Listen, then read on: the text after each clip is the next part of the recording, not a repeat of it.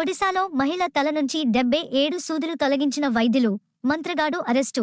సంబల్పూర్, ఒడిశాలోని బుర్లాలోని Veer Surendra Sai Institute of Medical Sciences and Research వైద్యులు చేతబడి బాధితురాలు పుర్రె నుండి 70 సూదులను తొలగించిన ఒక రోజు తర్వాత న్యూరో సర్జన్లు శనివారం తదుపరి శస్త్రచికిత్సలో మరో 7ని వెలికితీశారు. డైరెక్టర్ భాబాగ్రాహి రాత్ మాట్లాడుతూ, ఇప్పటివరకు 2 సర్జరీల్లో బాలిక తల నుంచి 77 సూదులు బయటపడ్డాయి. అదృష్టవశాత్తు సూదులు పుర్రెకు ఎటువంటి గాయాలు కలిగించలేదు.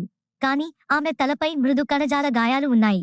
గురువారం బోలంగీర్లోని సిందికెలా పోలీసు పరిధిలోని ఇచ్గాకు చెందిన రేష్మా బెహ్రా తీవ్ర తలనొప్పితో భీమా భోయ్ మెడికల్ కాలేజ్ అండ్ హాస్పిటల్లో చేరింది. ఆమె తలలో అనేక సూదులు ఉన్నట్లు సిటీ స్కాన్కు దారితీసింది. 8 సూదులు తొలగించినప్పటికీ ఆమె పరిస్థితి మెరుగుపడలేదు. దీంతో ఆమె విమ్సర్కు రిఫెరల్ అయింది. అక్కడ మరో 70 సూదులు తొలగించబడ్డాయి.